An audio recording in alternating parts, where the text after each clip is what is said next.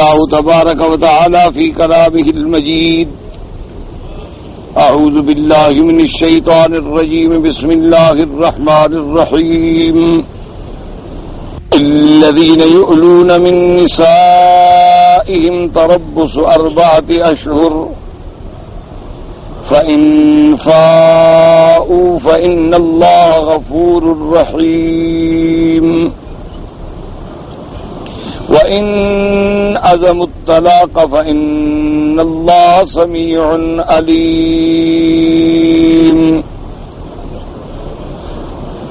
اب ان آیات مبارکہ میں اللہ تبارک و تعالی نے ایلا کے بارے میں ارشاد فرمایا ہے. اس سے پہلے آپ نے سورۃ البقرہ کی ان آیات مبارکہ سابقہ میں مسئلہ پڑھا تھا کہ ایام حیض کی حالت میں مباشرت کا اپنی بیوی سے کیا حکم ہے. اس کے بعد پھر اللہ تبارک و تعالی نے مسئلہ بیان فرمایا یمین کا اور قسم کا کہ کوئی آدمی قسم کھا کر نیکی کے کام سے رک جاتا ہے اور قسم کو ڈھال بنا لیتا ہے کہ چونکہ میں نے قسم کھا لی ہے اب میں کیا کروں. تو اس کا مسئلہ یہ بیان ہوا کہ بھئی اگر کوئی آدمی ایسی بات پہ قسم کھا بیٹھے اور اس کام کا کرنا جو ہے وہ بہتر ہے خیر ہے تو اپنی قسم سے نکل آئے کفارہ ادا کر دے اور اس خیر کے کام کو نہ چھوڑے اس خیر کے کام کو سر انجام دے. اس کے بعد مسئلہ بیان ہوا تھا لغو الیمین کا. لغو الیمین کے بارے میں یہ تھا کہ بھی آدمی کا دل سے قسم کھانے کا ارادہ نہیں ہے نہ وہ کسی چیز پر اپنے عزم اور جزم سے قسم کھا رہا ہے بلکہ ایسے زبان پر قسم نکل گئی. بعض لوگوں کی عادت ہوتی ہے کہ اکثر چیزوں میں کلا واللہ بلا واللہ کہہ دیتے ہیں تو یہ قسم نہیں ہوتی. اس پر اللہ کی طرف سے کوئی مواخذہ یا عقاب نہیں ہوگا. اصل قسم وہ ہوتی ہے کہ آدمی قسم کھائے اور دل سے سوچ سمجھ کر کھائے اور نعوذ باللہ پھر جھوٹی قسم کھائے یہ جانتے ہوئے کہ میں جھوٹی قسم کھا رہا ہوں تو پھر اس قسم پر اللہ کی طرف سے مواخذہ ہے اور اللہ تبارک و تعالیٰ کی طرف سے اس پہ عقاب ہے اور اللہ تبارک و تعالیٰ کی طرف سے اس پہ سزا ہے. اسی طرح ایک مسئلہ اسی زمین میں یہ بھی آ گیا تھا کہ اللہ کے سوا کسی کی قسم نہیں کھانی چاہیے. یعنی اگر قسم کھانی پڑے تو اللہ کی یا اللہ کے اسماء کی صفات کی تو اس کے علاوہ اگر کوئی آدمی غیر اللہ کی قسم کھائے تو وہ شرک ہے اور کفر ہے. اور اگر اتفاق سے غیر اللہ کی قسم زبان سے نکل گئی تو اس کا علاج کیا ہے کہ فوراً کلمۃ الاخلاص ادا کرے کہ لا الہ الا اللہ محمد الرسول اللہ. یہ احکام بیان فرمانے کے بعد اب ایک قسم ایلا کا ذکر ہے. اصل میں چونکہ یہ بھی ایک قسم ہے تو اس لیے اللہ تبارک و تعالی نے ان آیات کے بعد اس کا ذکر کیا کہ للذین یولون من نسائہم کہ ایک آدمی قسم کھاتا ہے کہ بھئی میں اپنی بیوی سے صحبت نہیں کروں گا اپنی بیوی سے مجامعت نہیں کروں گا. تو اس قسم کے بارے میں شریعت کا کیا حکم ہے اور شریعت کا کیا فیصلہ. اب ایک بات سمجھ لیں کہ زمانہ جاہلیت سے مراد ہوتی ہے اسلام سے پہلے کا دور. چونکہ حضور صلی اللہ علیہ وسلم کے اور سیدنا عیسیٰ علیہ السلام کے درمیان تقریباً 600 سال کا فاصلہ ہے یعنی 6 صدیاں بیت گئیں اور کوئی اللہ کا رسول نہیں آیا. اس کے بعد کوئی اللہ کا پیغمبر نہیں آیا کوئی مزید کتاب نہیں اتری. تو اب دنیا جو تھی وہ بھٹکتی گئی. پھر عیسیٰ علیہ السلام کے دین پہ جو لوگ صحیح معنوں میں قائم تھے وہ بھی تھوڑے رہ گئے اور باقی لوگوں نے عیسیٰ علیہ السلام کے دین کو بھی بدل ڈالا. بعض لوگ عیسیٰ علیہ السلام کی ابنیت کے قائل ہو گئے کہ خدا کا بیٹا ہے نعوذ باللہ اور بعض لوگوں نے انہیں عقیدہ تثلیث بنا لیا کہ ان 3 میں ایک خدا ہے اور بعض لوگوں نے نعوذ باللہ عیسیٰ علیہ السلام کو خود الہ مان لیا. اور اس کے بعد یہ تو حال تھا ان لوگوں کا جن کے پاس کتاب تھی، یعنی انجیل تھی، انہوں نے یہ حال کیا۔ اسی طرح جن لوگوں کے پاس تورات کی کتاب تھی موسیٰ علیہ السلام کی، انہوں نے بھی تورات میں تعریف کی، رہبانیت کا نکالی اور کئی چیزیں ایجاد کی، اور اس کے بعد یحرفون الکلم عن مواضعہ، اللہ کی کلمات کو بدل ڈالا۔ تو دین موسیٰ علیہ السلام بھی گویا انہوں نے پورے کا پورا تبدیل کر دیا۔ یہ تو ان اہل کتاب کا حشر تھا۔ اور جو مشرکین اور وثنیین تھے، یعنی جو لوگ جن کے پاس کتاب تو نہیں تھی، نہ وہ اہل کتاب تھے اور نہ ان کے پاس کوئی علم تھا، جیسے کہ مشرکین مکہ تھے، وہ اپنی بت پرستی میں اتنی کھو گئے کہ انہوں نے نعوذ باللہ نعوذ باللہ نعوذ باللہ اللہ تبارک و تعالیٰ کے کعبے میں بھی 360 بت لا کے رکھ دیے، اور ہر قبیلے کا ایک علیحدہ خدا بن گیا۔ کسی نے لات کو خدا مانا، کسی نے عزا کو خدا مانا، کسی نے حبل اور منات کو خدا مانا۔ اور بعض لوگوں کی جاہلیت کا تو یہ عالم تھا کہ وہ اپنا بت جو ہے اپنی جیب میں رکھ لیتے تھے، جہاں مرضی آئی نکالا، اس کی عبادت کر لی، پھر اٹھایا جیب میں رکھ لیا۔ اچھا، اور اگر کہیں اس سے خوبصورت کوئی بت مل گیا تو اپنا پہلا خدا پھینک دیا، دوسرا خدا اٹھا کے جیب میں رکھ لیا، یعنی جاہلیت کا یہ عالم۔ حتیٰ کہ ان کا ایک بڑا مشہور واقعہ ہے، ایک صحابی نے خود اپنا واقعہ بیان کیا کہ اسلام لانے سے قبل ہماری جاہلیت کا یہ عالم تھا کہ میں وہ کہتا ہے کہ اپنے خدا کو اپنے ساتھ رکھتا تھا اور اس کی عبادت کیا کرتا تھا۔ تو ایک دفعہ وہ کہتے ہیں کہ میں نے اس کو ایک جگہ پہنچا اور وہاں سے کچھ بستی فاصلے پہ تھی، تو میں نے وہاں اپنا سامان بھی رکھا، کچھ پانی کی مشکیزہ تھی وہ بھی رکھ دی، اور اسی طرح کچھ کھانے پینے کی چیزیں تھیں وہ بھی چھوڑی، اور کچھ سامان لینے کے لیے میں بستی میں چلا گیا۔ واپس آیا تو میں کیا دیکھتا ہوں کہ میرے بت جو ہے اس کے اوپر پانی کے اثرات ہیں، اور کھانا جو ہے وہ بھی کھایا ہوا ہے۔ تو میں بڑا خوش ہو گیا کہ بھی آج تو میرا خدا مجھ پہ اتنا راضی ہو گیا ہے کہ آج اس نے میرے کھانے میں سے کھانا بھی پسند فرما لیا اور میرے پانی سے غسل بھی فرما لیا، تو لہذا یہ میرے خدا کی مجھ پہ دلیل ہے راضی ہو جانے۔ تو کہتے ہیں میں بڑا خوش ہوا۔ اس کے بعد خیر میں نے بھی کھانا وانا کھایا، پانی شانی پیا، تھکا ہوا تھا، سو گیا۔ تو کہتے ہیں جب میری نیند کھلی تو میں نے دیکھا کہ ایک لومڑی جو ہے جنگل کی، وہ لومڑی اس کے اوپر پیشاب کر رہی ہے اور کھانا وہی کھا رہی ہے۔ تو وہیں بیٹھے بیٹھے میرے دماغ میں آ گیا کہ رب یبول الثعلبان علی راسہ، کیا یہ عجیب خدا ہے جس کے سر پہ ان لومڑیاں پیشاب کرتی ہیں، یہ بھی خدا ہو سکتا ہے؟ تو لہذا وہاں سے مجھے ٹھوکر لگی اور اللہ نے پھر مجھے اسلام نصیب فرما دیا۔ تو یعنی جاہلیت کے دور کا یہ عالم تھا۔ اللہ معاف کرے، اللہ معاف کرے۔ اور یہ ایک قاعدہ ہے، اللہ رحمت فرمائے، کہ جو آدمی گمراہی میں پڑ جائے نا جی، تو اللہ تبارک و تعالیٰ کا عجیب نظام ہے، وہ مالک ہیں، وہ خالق ہیں، وہ فعال لما یرید ہیں، وہ بھی پھر اس کو اسی کے حوالے کر دیتے کہ چلو یہ بھٹکتا ہے تو پھر بھٹکے۔ جب ہم نے 1,24,000 نبی بھیجے، کتابیں اتاری، اس کو عقل عطا فرمائی، ہوا سے خمسہ عطا فرمائے، لیکن ان سب چیزوں کو چھوڑ کے یہ گمراہی کے پیچھے بھٹکنا چاہتا ہے تو بھٹکے، اللہ کو کیا ضرورت؟ اسی لیے قرآن نے کہا نا وَهُمْ فِي طُغْيَانِهِمْ يَعْمَهُونَ، کہ وہ اپنی سرکشیوں میں پھر آدمی اندھے ہو جاتے، اپنی اس جہالت میں اندھے ہو جاتے۔ اب دیکھیں نا جی کہ جن لوگوں کو مثلا یہ آنکھ کا پھڑکنا اور یہ ہاتھ میں خارش ہونا، پاؤں میں خارش ہونا، کوے کا بولنا، اسی طرح ان چیزوں پر عقیدہ نہیں ہے، الحمدللہ ان کو کبھی خیال بھی نہیں آتا، ان کے دل میں کبھی خیال ہی نہیں گزرتا بھی پھڑ گئی تو پھڑ گئی، کیا ہو گیا، کوئی تکلیف ہوگی، کوئی بیماری ہوگی، کوئی مرض ہوگی، اگر بھی خارش ہوگی اچھا بھی ٹھیک ہے، کوئی خارش ہو گئی ہوگی، کوئی چیز لگ گئی ہوگی ایسی جس نے الرجی پیدا کر دی، بات آئی ختم ہو گئی۔ اچھا، اور جن لوگوں کا اس پہ عقیدہ ہو جاتا ہے کہ ہاں آج بائیں آنکھ پھڑک رہی ہے، آج دائیں آنکھ پھڑک رہی ہے، بائیں پھڑک رہی ہے تو اوہ کوئی مصیبت آ گئی، دائیں پھڑک رہی ہے تو ہاں کوئی خوشخبری ہے، تو اللہ ان کو بھی پھر اسی گمراہی میں ڈال دیتا ہے۔ آگے اسی قسم کے واقعات پیش آ جاتی ہیں اور وہ روز بروز اسی میں گمراہی میں گرتے چلے جاتے ہیں۔ تو یہ ایک قاعدہ ہے کہ جیسا کہ میں نے شاید پہلے بھی عرض کیا تھا، میرے والد صاحب رحمت اللہ علیہ کے بھی استاد تھے، بہت بڑے مجاہد بھی، مفسر بھی، عالم بھی گزرے ہیں، شیخ عبید اللہ سندھی بڑے معروف تھے امام انقلاب کے نام سے، ان کی بہت بڑی ایک تاریخ ہے۔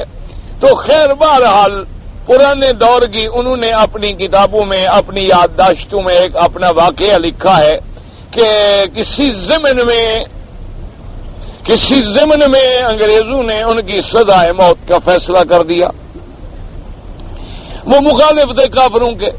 بہرحال وہ کہتے ہیں کہ جی بڑی لمبی ان کی کہانی ہے، وہ کہتے ہیں میرا ایک دوست تھا اور ہم تھے، 2 آدمی تھے، تو اب ہم نے جان بچانے کے لیے اس ملک سے نکلنے کے لیے نکلے، اور ہمیں پتا تھا کہ ہر جگہ ان کی حکومت ہے، پیرے ہیں، چوکیاں ہیں، طاقت ہے، اور پھر انگریز جیسا دشمن، اللہ تبارک و تعالی معاف کرے، ذلیل دشمن۔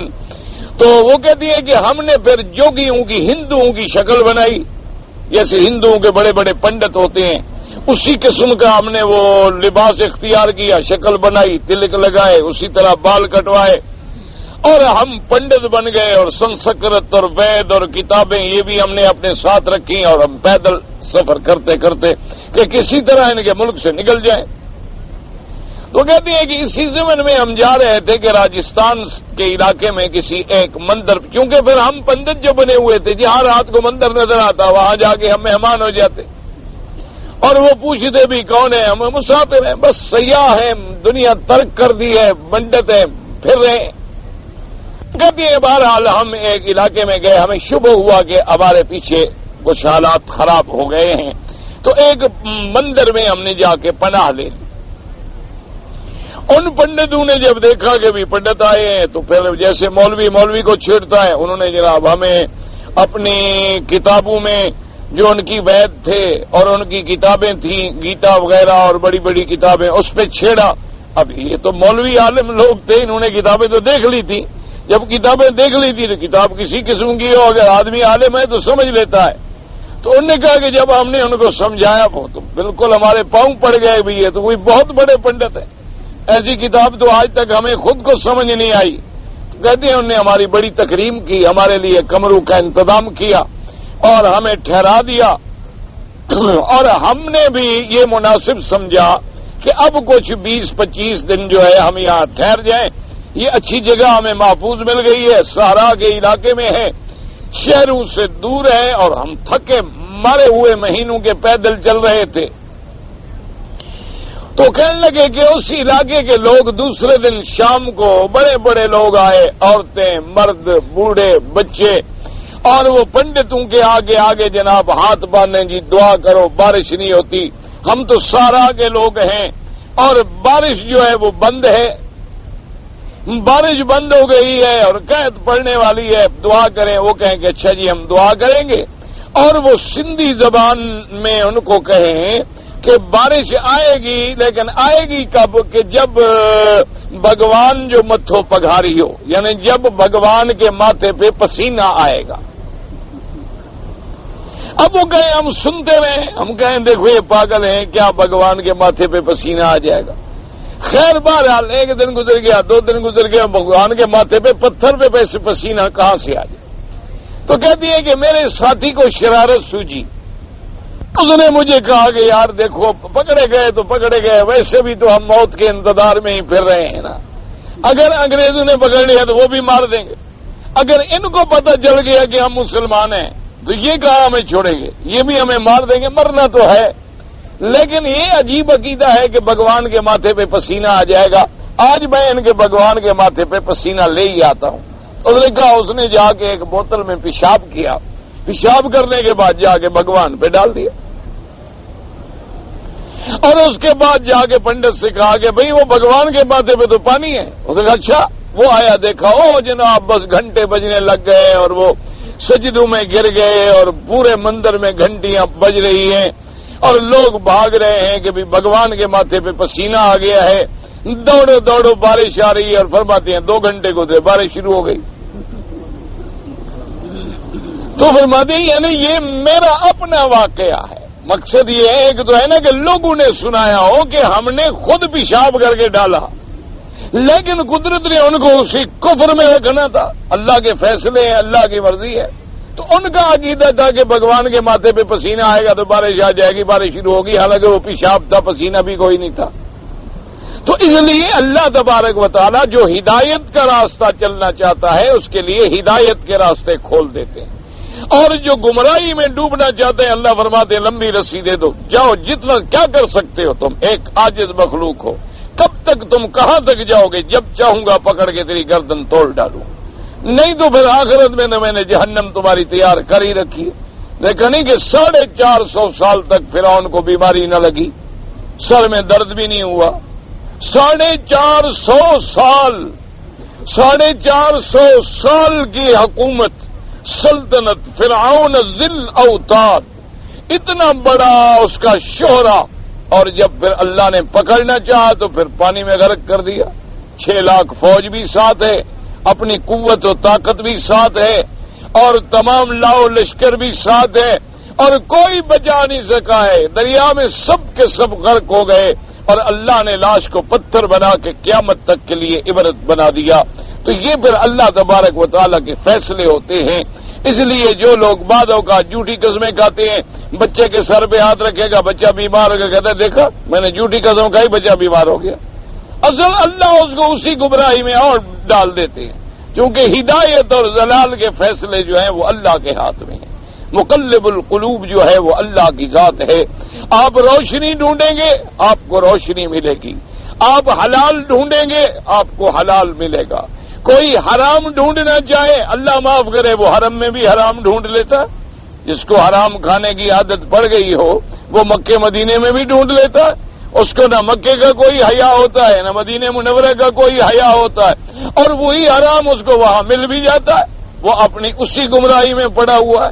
کتنے لوگ ہیں جو یہاں اللہ معاف کرے گناہوں کی زندگی میں پڑے ہیں، وہ گناہ ان کو میسر ہو رہے ہیں نا. اور کتنے لوگ ہیں کہ جو حج پہ آئے صرف کعبے پہ نظر پڑی اور طبیعت میں انقلاب آ گیا، اللہ نے ہدایت کے فیصلے فرما دیے. کتنے بے دین آئے جو بادین بن گئے، کتنے بد عقیدہ آئے جن کے عقیدوں کی اصلاح ہو گئی، کتنے بد شکل آئے جو سنت کے مطابق اپنی شکل بنا گئے، کتنے حرام کھانے والے آئے توبہ کر کے پاک ہو گئے. اللہ تبارک و تعالیٰ نے اسی کعبے میں ان کی زندگیاں بدل ڈالی. آپ دیکھتے ہیں ایک مریض آتا ہے جس کی مرض کا ڈاکٹر بھی لا علاج کر دیتے ہیں، وہ اللہ پہ اللہ کے رسول کے فرمان پہ یقین کر کے زمزم پر علاج پیتا ہے، اللہ شفا عطا فرما دے. اور کتنے لوگ ہیں جو ڈرموں کے ڈرم ختم کر گئے ہیں اور بیماریاں بڑھتی جا رہی. روزانہ گھر میں زمزم پی رہے ہیں، 2 گیلن روز پی جاتے ہیں، بیماری اور بڑھتی چلی جا رہی ہے. مجال ہے کہ بیماری میں ذرا سی بھی کوئی کمی آ جائے. اصل وجہ کیا ہے کہ واللہ الغنی وانتم الفقراء. اللہ فرماتے ہیں میں تو غنی ہوں، تم میرے محتاج ہو. تم میرے دروازے پہ ہدایت مانگو گے تو میں کھولوں گا نا. تم اگر ہدایت مانگو نا تو مجھے کیا ضرورت پڑی. اسی لیے سیدہ عائشہ صدیقہ رضی اللہ تعالی عنہا نے ایک دفعہ حضور پاک صلی اللہ علیہ وآلہ واصحابہ وسلم تسلیما کثیرا کثیرا، آپ سے پوچھا کہ یا رسول اللہ صلی اللہ علیہ وسلم، زمانہ جاہلیت میں ایک ہمارے خاندان قریش میں سے ایک ایسا شخص گزرا ہے جس نے ساری زندگی اچھے کام کیے، مسکینوں کی مدد کی، یتیموں کا تعاون کیا، بیوہ عورتوں کی کفالت کی، غریب لوگوں کی امداد کرتا تھا، بھوکوں کو کھانا کھلاتا تھا، غلاموں کو آزاد کرتا تھا. اور اس کو ہم نے جب بھی دیکھا ہے ایک اچھے کام میں دیکھا ہے. تو کیا رسول اللہ صلی اللہ علیہ وسلم، کیا حضور اس کو یہ اچھے کام جو ہیں کوئی آخرت میں فائدہ دیں گے؟ اس کو بھی کوئی جنت ملنے کی امید ہے؟ حضور نے فرمایا عائشہ، جس نے اللہ سے ایک دن جنت مانگی نہیں، اللہ کو کیا ضرورت ہے کہ اس کو جنت دے دے؟ اس کا تو آخرت پر ایمان ہی نہیں تھا. جب ایک آدمی کا آخرت پر ایمان ہی نہیں ہے اور وہ اپنے اللہ سے جنت کا سوال ہی نہیں کرتا، اس کی تو عقیدہ یہ ہے کہ ہم مر گئے، مٹی میں مل گئے، ختم ہو گئے، آگے کوئی جہان نہیں. جب اگلے جہان پہ ایمان ہی نہیں تو اللہ کو کیا ضرورت ہے کہ اس کو جنت دے دے؟ اس نے دنیا میں اچھے کام کیے، اللہ نے اولاد دے دی، اچھے کام کیے اللہ نے صحت دے دی، اچھے کام کیے اللہ نے رزق دے دیا، اس کو تو دنیا کا بدلہ دنیا میں مل گیا۔ آخرت پر چونکہ ایمان و ایقان نہیں ہے لہذا اس کو وہاں جو ہے اس کا کوئی بدلہ نہیں ملتا۔ یعنی میرا اپنا مشاہدہ ہے، ایک بہت بڑے ذمہ دار سفیر کے مرتبے کے آدمی، سفیر رہے کافی ملکوں میں نے خود دیکھا، آخری عمر تھی ان کی اور ملازمت سے ریٹائر ہو چکے تھے۔ ایک کھانے پہ ہم اکٹھے ہوئے تو ناشتہ تھا یا کھانا تھا اللہ عالم، تو بہرحال اتفاق یہ ہوا کہ اس میں شہد بھی تھی، تو جب صاحب خانہ نے، گھر والے نے وہ شہد کی بوتل آگے رکھی تو اس آدمی نے کہا کہ جی میں تو شوگر کا مریض ہوں اور مجھے شوگر جو ہے اللہ معاف کرے اتنا ہے کہ میرے خون میں 500 تک پہنچ چکی ہے اور میرے پیشاب میں بھی اتنی شوگر ہے، میں میٹھا نہیں کھاتا ہوں کیونکہ میں مجبور ہوں۔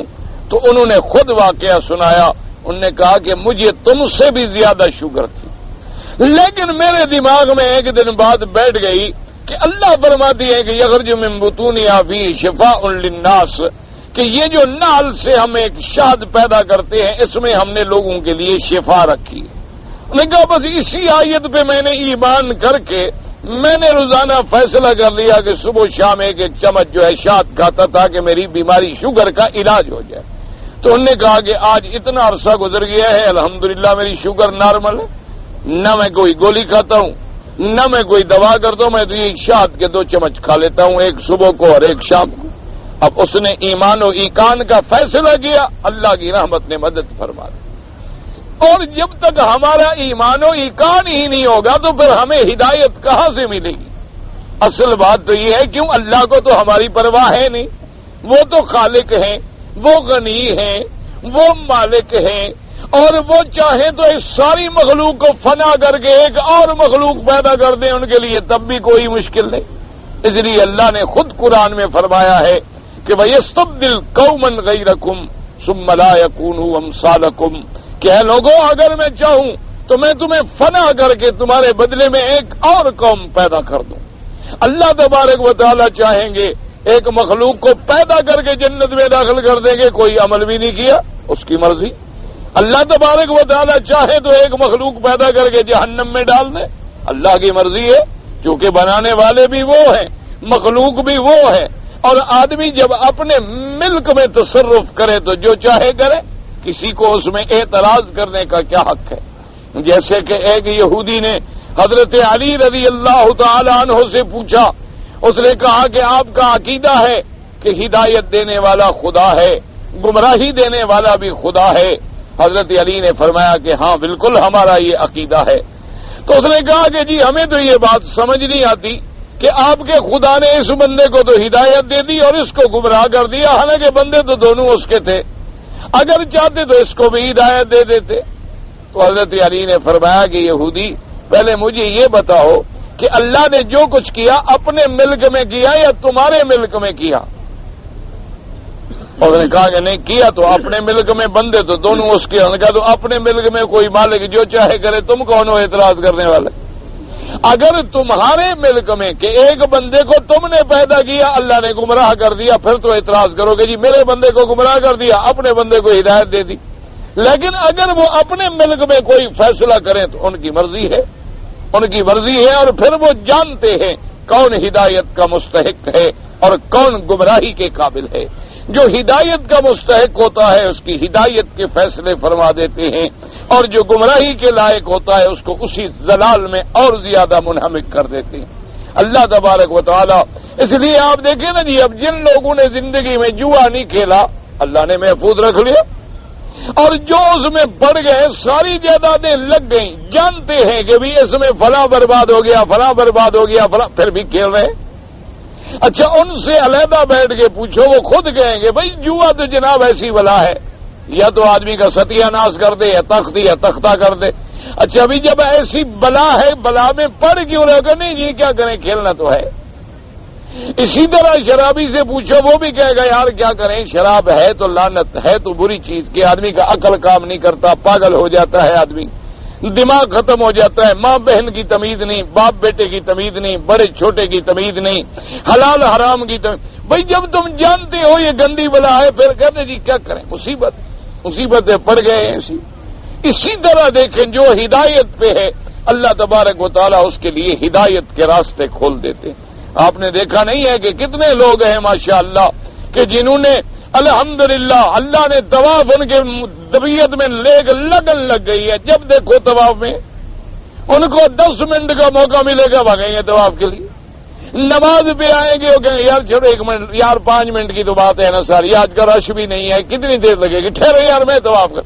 اچھا دوسرا ساتھی کہتا ہے یار میں کھڑا ہوں تیری انتظار میں تم کر لو، یعنی وہ کر رہا ہے یہ بدبخت کھڑا ہوا ہے۔ وجہ کیا ہے کہ اس کو اللہ تبارک و تعالیٰ نے نصیب کر دیا، اس کی تمنا نہیں تھی، نصیب نہیں تعالیٰ نے کہا بتاؤ میرے کعبے میں کیا فرق پڑ جائے گا، بندے نہیں آئیں گے تو آسمانوں سے فرشتے اتر آئیں گے، اللہ کے فرشتے آ کے طواف کر دیں گے اور تم سارے بھی نہ کرو تو تب میری خدائی میں کوئی فرق نہیں، اگر ساری مخلوق ہی نعوذ باللہ منکر ہو جائے تب بھی اللہ کی خدائی میں کوئی فرق نہیں۔ تو یہ قاعدہ ہوتا ہے، اللہ نے قرآن میں بتلا دیا ہے من یرد اللہ ان یہدیہ یشرح صدرہ للاسلام، فرمایا کہ جب ہم فیصلہ کر لیتے ہیں کسی کو ہدایت دینے کا اس کے سینے کو اسلام کے لیے کھول دیتے ہیں، اور فہو علی نور من ربہ، وہ پھر اللہ کی طرف سے ایک روشنی میں آ جاتا ہے، جیسے روشنی میں راستے نظر آتے ہیں اس کو بھی ہدایت کے راستے نظر آتے ہیں، اور فرمایا جس کو ہم گمراہ کرنا چاہتے ہیں ان کے دلوں کو ہم بند کر دیتے ہیں، اب اس کو سمجھ نہیں آئے گی، اب جس کے دل اللہ نے گمراہ کر دی اس کو کہو گے بھی جنت، وہ کہے یار چھوڑو کس نے جنت دیکھی ہے، یہ مولویوں کے کہنے میں ہے وہ جنت جنت جنت، یہ مولوی کوئی دیکھا ہے بلا کہاں ہے جنت، چھوڑو یار کوئی جنت ونت نہیں، کھاؤ پیو عیش کرو مزے کرو شراب پیو زنا کرو عیش کرو، مر جاؤ گے دفع ہو جاؤ گے اور کیا ہوگا، بس ایک بلا تھی مر گئی، یہ کوئی زندگی ہے، کتا بھی مر گیا بندہ بھی مر گیا، مر تو سب نے جانا ہے،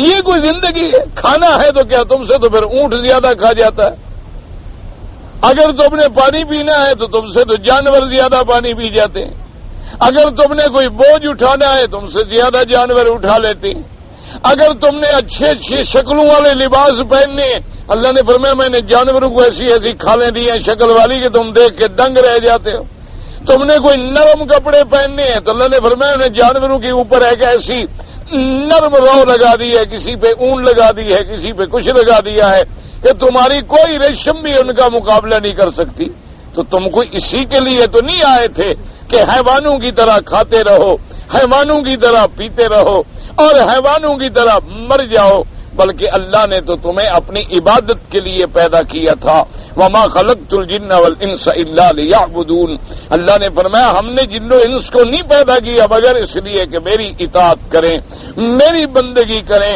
اگر بندگی نہیں ہے تو جیسے بزرگوں نے لکھا ہے کہ اگر بندگی نہیں تو پھر شرمندگی ہوگی، اگر بندگی ہوگی تو پھر اللہ تبارک و تعالیٰ کی رضامندی حاصل ہوگی، اور جب اللہ کی رضا حاصل ہوگی تو پھر فلاح دارین ملے گی۔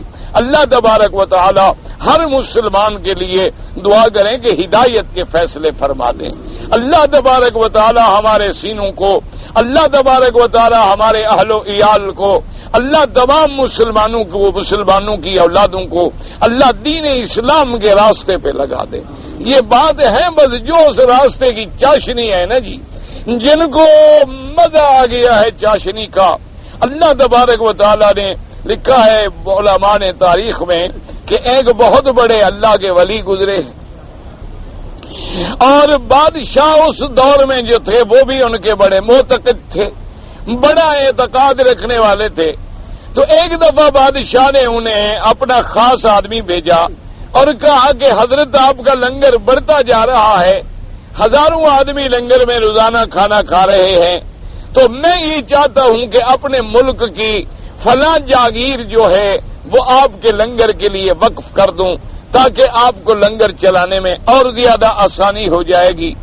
تو حضرت نے اس کے جواب میں لکھا کہ بادشاہ ہمیں جو اللہ نے رات کی بادشاہی دی ہے نا، ہمیں تمہارے دن کی بادشاہی کی ہمیں کوئی ضرورت نہیں، کیا مانا تھا کہ جب ہم رات کو مصلے پہ کھڑے ہو گئے اپنے مالک سے مانگ لیتے ہیں، صرف ہاتھ اٹھانے کی دیر ہے۔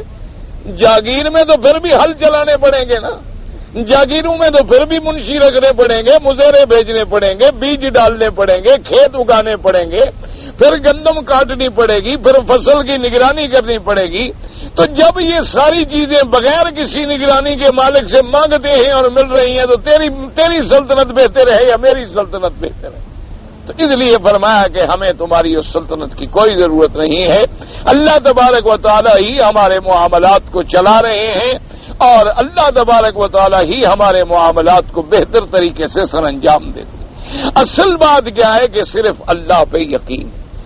وجہ کیا ہے کہ ہم مسلمانوں میں ایمان و ایقان کی کمی ہو گئی، تو اس لیے اب جو مسئلہ آپ کے سامنے آ رہا ہے اس کو شریعت میں کہتے ہیں ایلا۔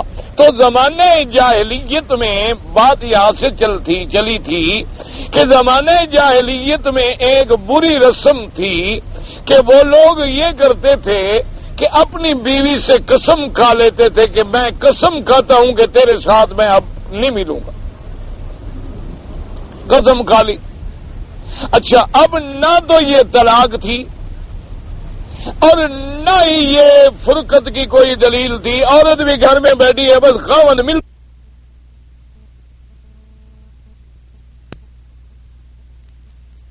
بدلتا۔ اب دیکھیں نا جی، کوئی آدمی مر گیا تو 1 سال تک عورت کو علیحدہ کر دیتے، گھر سے نکال دیتے، ایک کمرے میں بند کر دیتے علیحدہ کہ وہاں رہو، کسی کے سامنے نہ آؤ، گندا لباس پہنو، اس کے برتن علیحدہ، کھانا علیحدہ، ہر بلا علیحدہ کر دیتے تھے۔ 1 سال گزرنے کے بعد پھر وہ عورت جو ہے وہ بیچاری واپس آتی تھی اپنے معاشرے میں، اپنے گھر میں، کہ تیرا خاوند مر گیا ہے، بس تیرا خاوند مر گیا ہے۔ اچھا، وہی باتیں جو ہیں اللہ معاف کرے آج مسلمانوں میں بھی ہیں۔ اگر کوئی نوجوان عورت کا نکاح ہو اور خاوند مر جائے، کہیں گے ڈین ہمارے بیٹے کو کھا گئی۔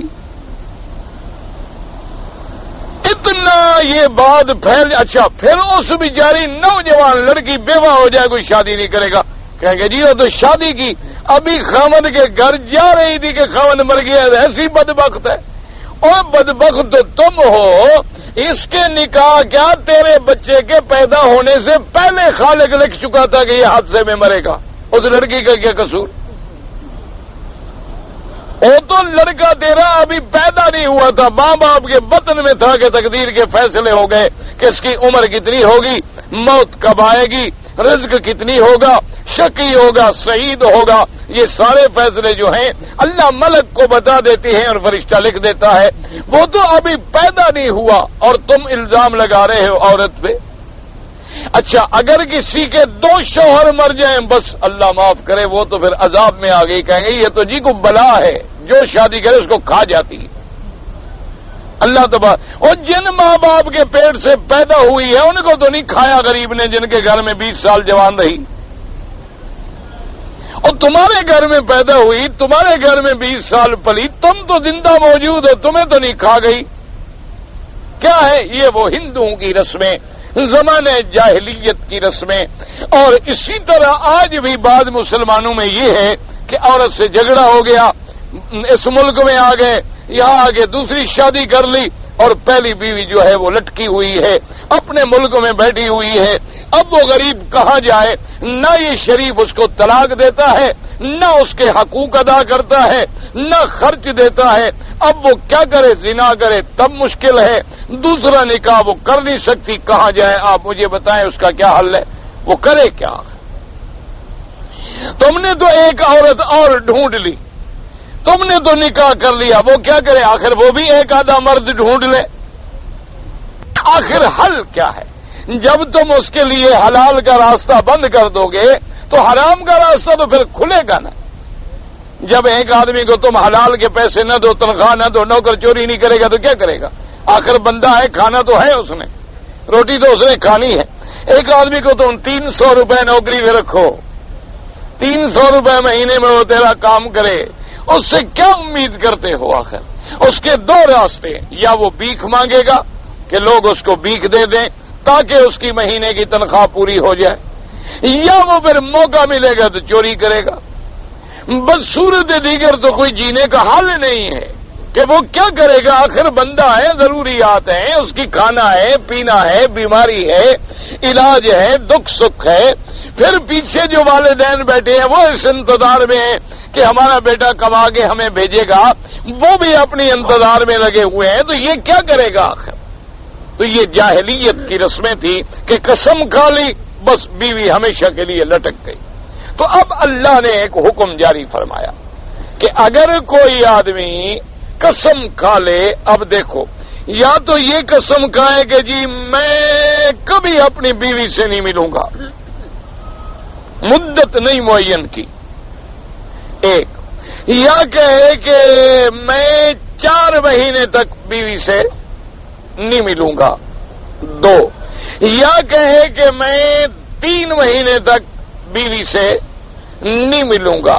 یعنی یا تو مدت معین ہی نہیں کہ بس قسم کھا لی کہ بس میں نہیں ملوں گا, یا مدت معین ہے لیکن 4 مہینے سے کم ہے, یا مدت معین ہے 4 مہینے سے زیادہ ہے, یا مدت معین ہے اور صرف 4 مہینے ہے. یہ 4 شکلیں ہیں.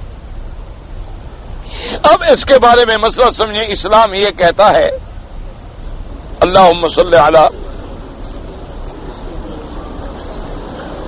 کہ اگر کسی نے قسم کھائی اور 4 مہینے سے کم کھائی, مثلا کھائی کہ جی میں 3 مہینے تک اپنی بیوی سے نہیں ملوں. اچھا, 3 مہینے تک اس نے اپنی بیوی سے پھر نہیں ملا, مانا مجامعت نہیں کی, صحبت نہیں کی. 3 مہینے گزر گئے, اب 3 مہینے کے بعد اس نے ملنا شروع کر دیا. ٹھیک ہے, نہ اس میں کوئی قسم کا کفارہ ہے اور نہ کوئی اور جرمانہ ہے کہ اس نے قسم کھائی تھی 3 مہینے کی, 3 مہینے پورے کر دیے اور 3 مہینے کے بعد پھر بیوی سے ملنا بھی شروع کر دیا. تو کوئی کفارہ بھی نہیں اور کوئی جرمانہ بھی نہیں. ایک آدمی نے قسم کھائی کہ میں 4 مہینے تک اپنی بیوی سے نہیں ملوں گا. اگر 4 مہینے کے اندر یعنی 4 مہینے نہیں گزرے, 4 مہینے کے اندر اس نے رجوع کر لیا تو قسم کا کفارہ ادا کرے. بیوی اسی طرح حلال ہے, بیوی کے اندر کوئی چیز نہیں, کوئی نکاح میں کچھ نہیں ہوا. چونکہ اس نے قسم کھائی تھی 4 مہینے تک قسم توڑ دی, 4 مہینے سے پہلے وہ بیوی کو مل گیا تو قسم کا کفارہ ادا کر دے گا اور اس کے اوپر کوئی جرمانہ نہیں آئے گا. سمجھ آ گئی بات؟ اچھا, قسم کھا لی کہ میں 4 مہینے تک اپنی بیوی سے صحبت نہیں کروں گا. اب 4 مہینے گزر گئے, 4 مہینے گزر گئے اور صحبت نہیں کی تو نتیجہ کیا نکلے گا؟ طلاق ہو گئی, طلاق بائن ہو گئی. اب اس پر یہ عورت جو ہے حرام ہو گئی. ہاں, اگر چاہتا ہے کہ میں یہ عورت پھر میرے پاس آ جائے تو اب دوبارہ نکاح کرے گا, لیکن حلالہ کی ضرورت نہیں ہوگی کیونکہ یہاں کوئی 3 طلاق تو ہے نہیں نا.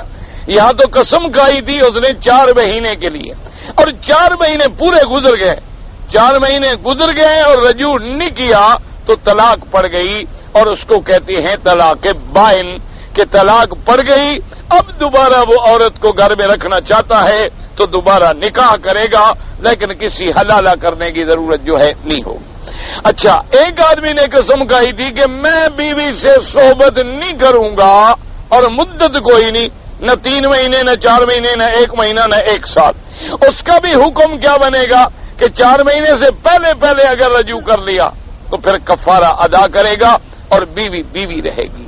اگر 4 مہینے گزر گئے اور پھر رجوع نہیں کیا تو طلاق پڑ جائے گی اور دوبارہ رجوع کرنا چاہے گا تو نکاح کرے گا اور کسی قسم کی کوئی کفارہ جو ہے ادا نہیں کرنا پڑے گا. اس کو کہتے ہیں ایلا. ایلا مانا کیا ہوتا ہے؟ یعنی قسم کھا لینا.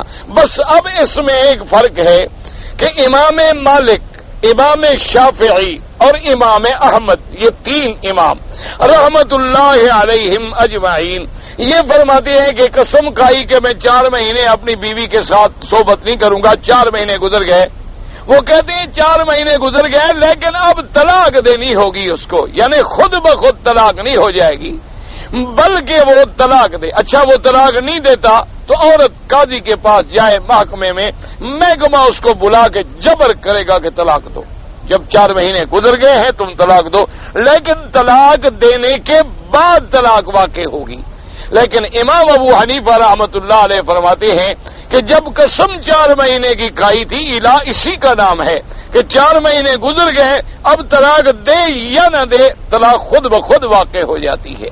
تو امام ابو حنیفہ رحمۃ اللہ علیہ کے نزدیک اس کو دوبارہ طلاق دینے کی ضرورت نہیں ہے، 4 مہینے گزر گئے تو طلاق خود بخود واقع ہو گئی، کیونکہ امام صاحب فرماتے ہیں کہ ایک قرات ہے عبداللہ ابن مسعود کی جو انہوں نے اس آیت میں پڑھی ہے، فَإِنْ فَاؤُوا فِيهِنَّ، وہ قرات تو شاذہ ہے، وہ قرات جو ہے شاذہ ہے، لیکن قاعدہ یہ ہے کہ اگر قرات شاذہ جو ہے وہ قرات متواترہ کی تفسیر ہو، قرات متواترہ کی شرح کر رہی ہو، تو لہذا اس قرات پر بھی اعتماد کیا جاتا ہے۔ تو فرماتے ہیں کہ قرآن پاک میں آیا فَإِنْ فَاؤُوا، اور وہاں آیا فَإِنْ فَاؤُوا فِيهِنَّ، اگر 4 مہینے کے اندر اندر رجوع کر لیا پھر تو ٹھیک ہے، طلاق نہیں ہوگی، ورنہ وہ کہتے ہیں کہ اگر 4 مہینے سے طلاق نہ ہوتی تو رجوع کرنے کا کیا مطلب؟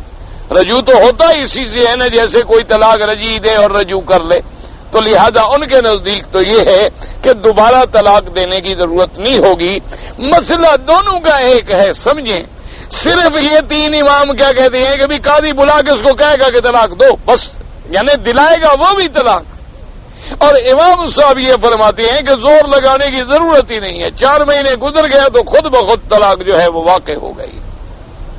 تو ان آیات مبارکہ میں اللہ تبارک و تعالی نے مسائل جو ہیں وہ ایلا کے ذکر کیے ہیں۔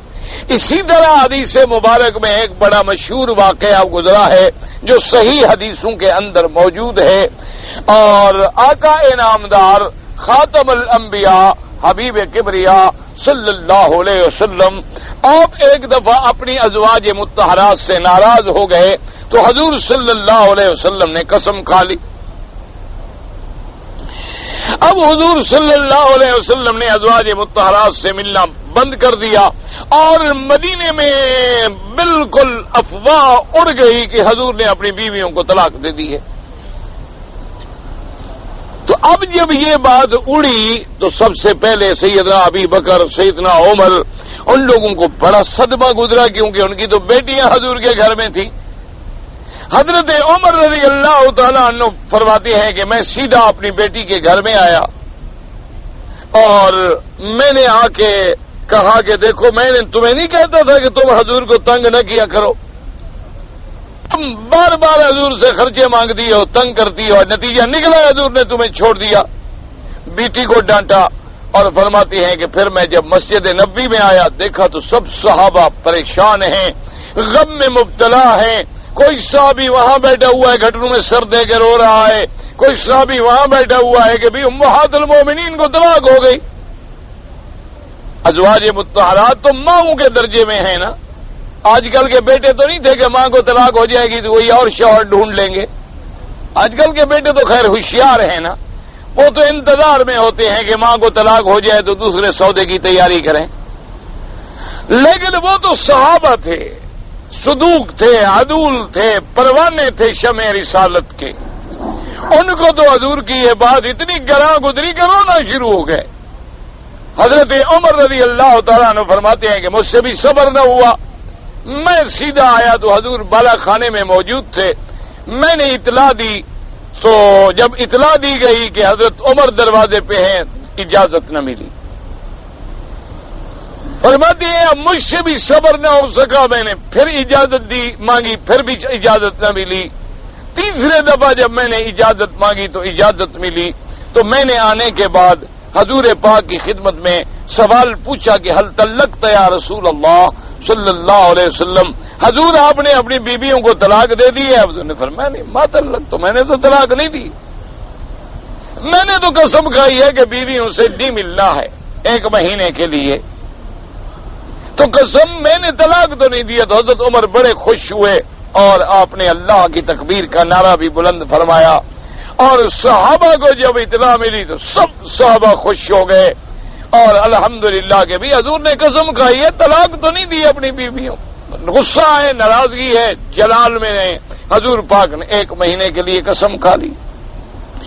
اس کے بعد پھر حضرت عمر رضی اللہ تعالیٰ عنہ فرماتے ہیں کہ میں نے مناسب سمجھا کہ کوئی ایسی بات کروں کہ حضور مسکرائیں، حضور خوش ہو جائیں، حضور صلی اللہ علیہ وسلم کا موڈ مبارک تبدیل ہو جائے۔ میں نے کہا حضور عورتوں کو آپ ہی نے تو سر پہ چڑھا دیا ہے، ہم مکے والے ان کو سیدھا جو کر دیتے تھے، کوئی بات مانگتے تھے بیت مار مار کے ان کی پسلیاں توڑ ڈالتے تھے۔ جب سے ہم مسلمان ہوئے یہ تو ہمارے سر پہ بیٹھ گئی۔ اسلام نے ان کو اتنا حقوق دے دیے ہیں کہ یہ تو اب ہماری بات ہی نہیں سنتی، آپ نے تو ان کو آزادی دی ہے ساری۔ حضور مسکرائے، حضور صلی اللہ علیہ وسلم کو بڑی آپ کی طبیعت میں فرحت آ گئی، وہ بات جو دماغ میں تھی، غصہ جو تھا بیویوں سے وہ بھی نکل گیا، حضور صلی اللہ علیہ وسلم راضی ہو گئے۔ تو بہرحال وہ قسم جو تھی تو اس کو کہتے ہیں ایلا، کہ یا تو غیر معینہ مدت کے لیے آدمی قسم کھا لیتا ہے کہ بیوی سے صحبت نہیں کروں گا، یا 4 مہینے سے کم مدت کے لیے قسم کھا لیتا ہے، یا 4 مہینے کے لیے قسم کھا لیتا ہے۔ تو اب مسئلہ کیا رہے گا کہ کم مدت کے لیے اگر 1 مہینہ ہے، 2 مہینے ہے قسم کھائی، درمیان میں رجوع کر لیا، قسم کا کفارہ دے دے گا، بیوی حلال۔ اگر 4 مہینے کی قسم کھائی، 4 مہینے پورے ہو گئے، امام ابو حنیفہ رحمۃ اللہ علیہ کے نزدیک خود بخود طلاق واقع ہو گئی اور طلاق بائن ہے۔ اب وہ عورت کو دوبارہ رکھنا چاہے تو نکاح جدید کرے گا۔ امام شافعی، امام مالک، امام احمد بن حنبل رحمہ اللہ، ان کے نزدیک یہ ہے کہ 4 مہینے گزر گئے، 4 مہینے گزرنے سے طلاق نہیں ہوگی، لیکن عورت کو یہ حق ہوگا کہ وہ قاضی سے جا کے مطالبہ کرے کہ وہ اس کے خامن سے اس کو زبردستی طلاق دلوائیں کہ جب 4 مہینے گزر گئے ختم، طلاق دو، اس کے بعد تم نہیں رکھ سکتے ہو عورت کو۔ اور اسی طرح اگر کسی نے 3 مہینے کے لیے قسم کھا لی کہ 3 مہینے میں اپنی بیوی سے صحبت نہیں کروں گا، اور 3 مہینے گزر گئے صحبت نہیں کی، 3 مہینے کے بعد صحبت کی، تو اب اس کو کوئی کفارہ بھی نہیں دینا ہے اور بیوی بھی اس کی بیوی رہے گی۔ اچھا، اب رجوع کرنے میں بھی 2 طریقے ہیں۔ امام ابو حنیفہ رحمۃ اللہ علیہ تو فرماتے ہیں کہ رجوع میں اتنی ہی کافی ہے کہ بیوی کو کہہ دے کہ بھی میں نے رجوع کیا، بس میں نے وہ جو قسم کھائی تھی توڑ دی۔ امام شافعی رحمۃ اللہ علیہ فرماتے ہیں کہ رجوع میں وطی شرط ہے کہ پھر عورت سے جمع کرے، عورت سے جمع کرے، چونکہ قسم کھائی تھی صحبت نہ کرنے کی، اس لیے اب وہ صحبت بھی کرے۔ تو امام ابو حنیفہ رحمۃ اللہ علیہ کے لیے صرف اس کا زبان سے کہہ دینا جو ہے وہ کافی ہے۔ اصل میں یہ بڑے علمی مباحث ہوتے ہیں، اور آج کل مشکل یہ ہے، میرے جو بھائی ہیں نا میری طرح 5 جواد پڑے ہوئے، جن کو اللہ کی رحمت سے قدوری کا ترجمہ بھی نہ آئے، وہ ائمہ 4 پہ اعتراض کرتے ہیں۔ اب مشکل تو یہ آ گئی ہے جب، حالانکہ یہ علمی بحث ہے کہ کیا قول رسول جو ہے وہ افضل ہے یا فعل رسول افضل ہے، یہ ایک علمی بحث ہے۔ امام شافعی رحمۃ اللہ علیہ کے نزدیک فعل رسول افضل ہے، اس لیے وہ کہتے ہیں کہ جہرانہ سے عمرہ جو ہے وہ فعل رسول ہے، حضور نے خود عمرہ کیا۔ امام ابو حنیفہ فرماتے ہیں کہ ساری شریعت تو قول رسول کا نام ہے، کوئی ضروری تو نہیں کہ ہر عمل حضور خود کریں۔ حضور زکات دیتے تھے، حضور صاحب نصاب تھے، آپ نے کبھی زکات دی ہے؟ تو اگر یہ ہے کہ شریعت تو نام ہی قول رسول کا ہے، باقی فعل رسول تو اسوہ ہے، طریقہ ہے، نمونہ ہے، اصل تو وہ ہے کہ جو اللہ کا نبی فرما دے، جو اللہ کا نبی حکم فرما دے۔ اس لیے وہ فرماتی ہیں کہ دیکھو یہاں جو تنیم ہے یہ قول رسول ہے۔ تو اسی وجہ سے امام ابو حنیفہ کے نزدیک قول کا اعتبار ہے اور امام شافعی کے نزدیک فعل کا اعتبار ہے۔ وہ کہتے ہیں رجوع تب ہوگا جب وطی کرے گا، کہ فعل کرے، صحبت سے قسم کھائی تھی۔ امام صاحب فرماتے ہیں قسم زبان سے کھائی تھی یا وہ بھی کوئی فعل تھا؟ نہ قسم جو کھائی تھی کہ میں بیوی سے صحبت نہیں کروں گا، یہ قول ہے یا فعل ہے؟ تو اگر یہ قول ہے، یہ قول سے ہو جاتی ہے، رجوع نہیں ہوتا، یہ عجیب بات ہے۔ یعنی قسم تو ہو جاتی ہے زبان سے، اور طلاق بھی ہو جاتی ہے زبان سے، نکاح بھی ہو جاتا ہے زبان سے، تو رجوع کیوں نہیں ہوتا؟ تو بہرحال اللہ سب ائمہ پہ کروڑوں رحمتیں فرمائے، اللہ تبارک و تعالی ان کے شان کو بلند فرمائے، اللہ ان کی خدمات کو قبول فرمائے، اور اللہ ہمیں سب کے ادب کی توفیق عطا فرمائے۔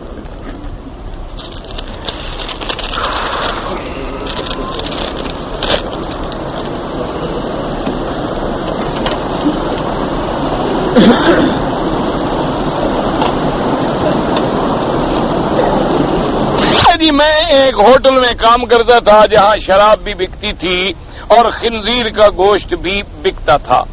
مجھے وہاں سے اللہ نے یہاں ہوٹل میں بھیج دیا مکے میں، الحمدللہ اب میں بڑا ٹھیک ہوں. لیکن اگر مجھے کسی اور ہوٹل میں زیادہ تنخواہ ملے جس میں شراب اور خنزیر سرو کرنا پڑتا، اس سے یہ کم تنخواہ بہتر ہے. یاد رکھو، حلال کا 1 پیسہ بہتر ہے حرام کے 1 کروڑ سے. اس قلیل میں برکت ہے، اس کثیر میں برکت نہیں ہے. تجربہ کرنا ہے تو تم تجربہ کر کے بھی دیکھ لینا کہ تم نے آخر ان ہوٹلوں میں نوکری کی ہے نا زیادہ تنخواہ لے کر، اس میں تم نے زندگی میں کیا بچایا؟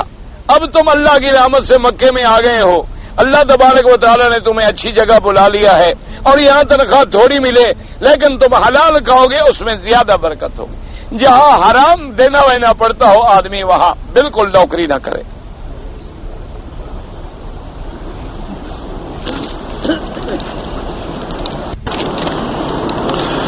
چاہے تم شراب کو ہاتھ نہ لگاؤ، کچھ بھی نہ کرو، لیکن اس ادارے میں تو شراب چل رہی ہے نا، تم بھی ان کا ایک پرزہ ہو. یہ قاعدہ ہے، حضور نے فرمایا کہ مثلا تم ایک کمرے میں رہتے ہو 4 آدمی، 3 آدمی جو ہیں وہ فلم دیکھتے ہیں، تم نہیں دیکھتے ہو، لیکن تم ان کو منع بھی نہیں کرتے، ان کو روکتے بھی نہیں، ان کے ساتھ رہ بھی رہے، تم بھی برابر کے شریک. ورنہ تمہارا فرض ہے کہ ان کو روکو، نہیں رکتے علیحدہ ہو جاؤ.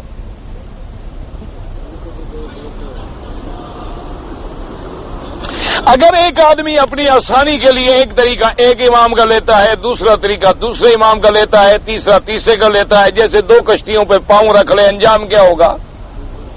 اور پھر جب وہ خود اتنا بڑا امام بن گیا ہے کہ 4 اماموں کے راستوں کو سمجھ لیتا ہے، اس کو تو کسی امام کی ضرورت ہی نہیں. یعنی وہ اتنے بڑے علم پہ پہنچ گیا نا کہ اس کو پتہ لگ گیا کہ یہ ادھر آسان ہے، یہ ادھر آسان ہے. یعنی اپنے نفس کے پیچھے چل رہا ہے، کسی کے قول کے پیچھے نہیں چل رہا. جہاں میٹھا میٹھا ہپ، کڑوا کڑوا تھو. فرقہ اور مسلک کا معنی طریقہ، فرقہ تو تفرقہ بندی کا نام ہے. اللہ تفرقہ سے بچائے. دعا مانگتے وقت واسطے کے دینے کی قرآن و حدیث میں کہیں ثبوت نہیں. سیدھی اللہ سے دعا مانگے. مجھے 3-4 مرتبہ ایک کالی شکل میں کوئی بلا آتی ہے، نیچے پھینک دیتی ہے، اللہ بچائے کالی بلا سے بپت میں. اور کیا کر سکتے ہیں؟ میں کوئی مولوی شولوی تو ہوں نہیں، نہ پیر ہوں، نہ مجھے کوئی وظیفے شریفے آتے ہیں. بس میں دعا کروں گا اللہ تو یہ کالی بلا سے بچائے، تم میرے لیے دعا کرنا اللہ ہمیں ہر بلا سے بچائے. بس باقی کوئی وظیفے شریفے پوچھنے، 1 ڈھونڈو 1000 ملتے ہیں، پیروں کوئی کمی ہے؟ جو کچھ تم نے کمایا ہے انشاءاللہ یہ بھی لے لیں گے. وہ بلا چھوڑ جائے گی، پیر والی بلا تمہارے گلے پڑ جائے گی. وہ تو صرف تمہیں پھینک دیتی ہے نا، یہ پیسے بھی لے جائے گی. جی کہ جب ماں کے پیٹ میں لکھا ہوتا ہے تو ملکی حالات، مہنگائی وغیرہ جو یہ بھی لکھا ہوتا ہے کہ تم جب بد عمل ہو جاؤ گے تو ہر چیز مہنگی ہو جائے گی، لکھا ہوا ہے. جب زنا عام ہوگا رزق بند ہو جائیں گے، جب زنا عام ہوگا قتل عام ہو جائے گا. یہ تو سارا لکھا ہوا ہے حدیثوں میں. علاج کیا ہے؟ توبہ کر لو، اللہ راضی ہو جائے گا. میں نے دوسرے پتہ نہیں کیا لکھا ہے، دوسرے آدمی سے 100 ریال قرض لیا، شرط کوئی نہیں لگائی. اب مجھے مزدوری نہیں ملتی تو کوئی واقف آدمی ہے جس سے قرض لے کر پہلے آدمی کو 100 ریال ادا کروں. اب وہ آدمی مجھے مجبور کر، پتہ نہیں، مجھے تو نہیں سمجھ آیا کیا مسئلہ ہے. تو وہ مقام کون سی جگہ ہے مجھے پتہ نہیں. کوئی ستارے والے سے پوچھو کو تم، مجھے زمین کا پتہ نہیں، تم آسمان کا پوچھتے ہو. مجھے تو زمین کا پتہ نہیں ہے. اللہ کے بندے تم مجھ سے آسمانوں کے کتب نما پوچھتے ہو، مجھے کیا پتا. عصر کی نماز کے بعد مغرب تک کوئی نماز پڑھے، امام ابو حنیفہ رحمۃ اللہ علیہ کے نزدیک نہ پڑھیں کہ اس وقت میں نماز پڑھنا منع ہے. اور باقی ائمہ حرم میں اجازت دیتے ہیں کہ کسی نے طواف کر لیا، حرم میں آ گیا، جانا ہے، کچھ ہے، وہ پڑھ سکتے ہیں.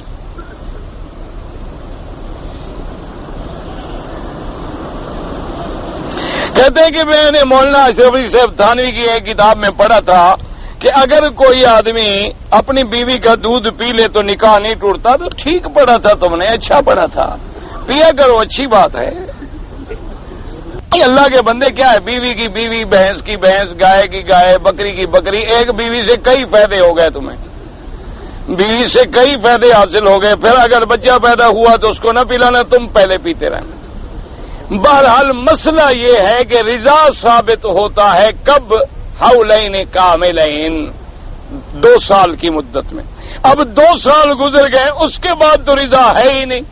تو جب تم بیوی کا دودھ پی رہے ہو، تم تو جوان ہو گئے، شادی ہو گئی، تم 2 سال کے تو ہو نہیں، تو اس لیے وہ رضا تو اثر نہیں کرے گا۔ لیکن ایسا کرنا بہت بڑا گناہ ہے، انہوں نے ٹھیک لکھا ہے، تمہیں سمجھنا ہے تو ہم کیا کریں؟ یہ مسئلہ قرآن میں ہے کہ مدت رضا کیا ہے؟ حولین کاملین لمن اراد ان یتم الرضاعہ۔ تو اب جب 2 سال گزر گئے تو گویا رضا کی مدت نہ رہی۔ ایک واضح بات ہے، جب عمر 3 سال ہو جائے، 4 سال ہو جائے، بچہ دودھ پیے تو رضا ثابت نہیں ہوتا۔ تو جب 4 سال والے کا نہیں ہوتا، تم تو 30 سال میں شادی کر رہے ہو، تمہارا کیسے ہو جائے گا؟ مسئلہ قرآن کا ہے، تمہیں سمجھ نہ آئے تو مولانا اشرف علی صاحب کا کیا قصور ہے؟ میری بیوی کو میری سالی کو 7 سال ہو گئے، خامد لے کے نہیں جاتا، نہ طلاق دیتا ہے، کیا کرے؟ قاضی کی عدالت میں دعویٰ کرے خلو کا؟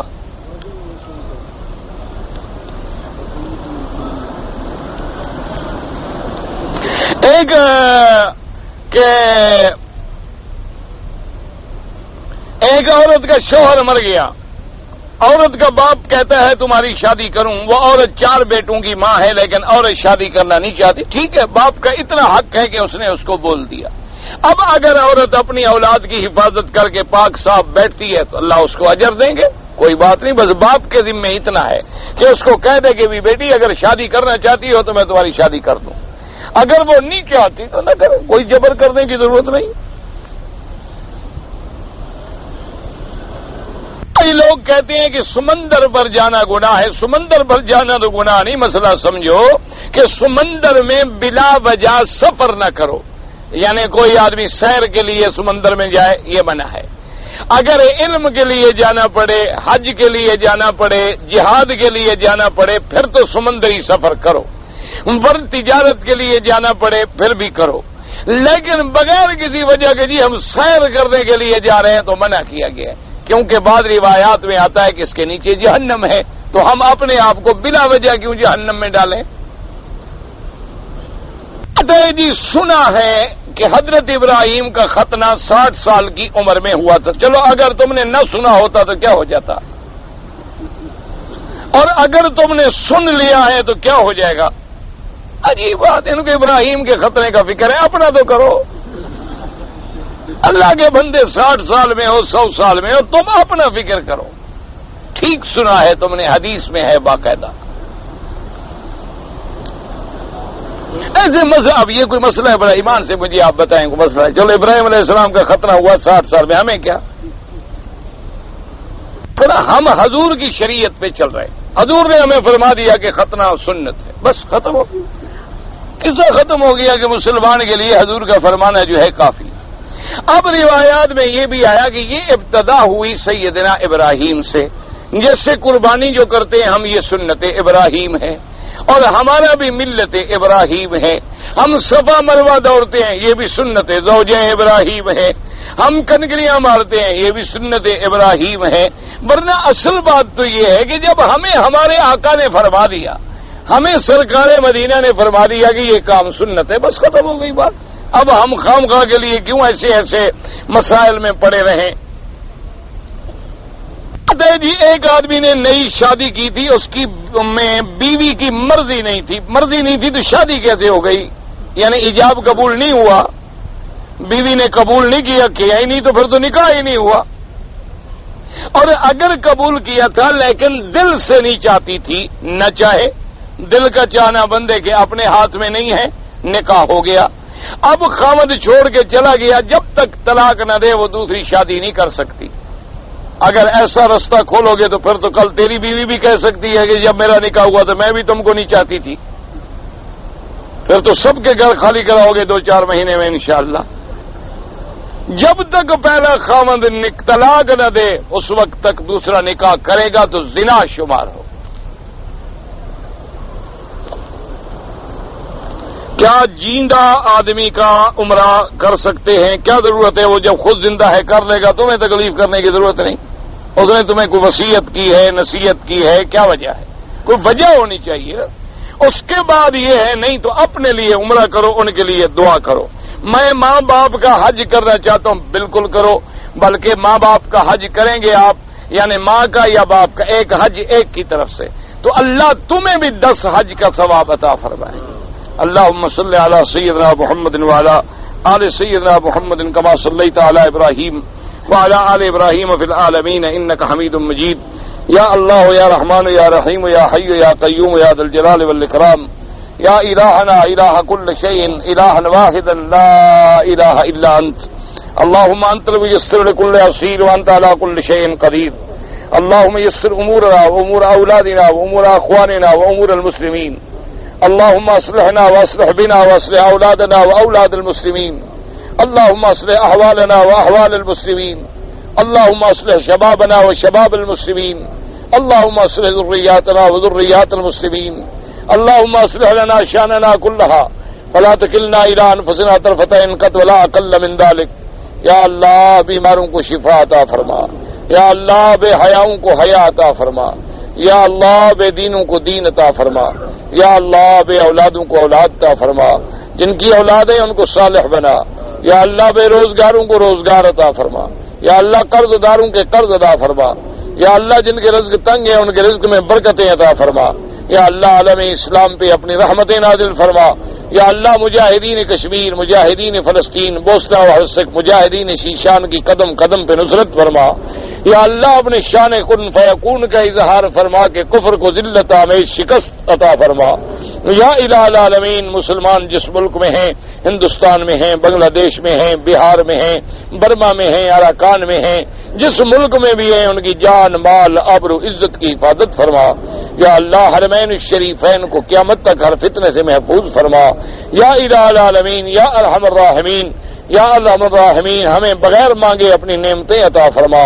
اللہم ربنا آتنا فی الدنیا حسنۃ وفی الآخرۃ حسنۃ وقنا عذاب النار، وصلی اللہ تعالی علی خیر خلقہ سیدنا محمد وعلی آلہ واصحابہ اجمعین۔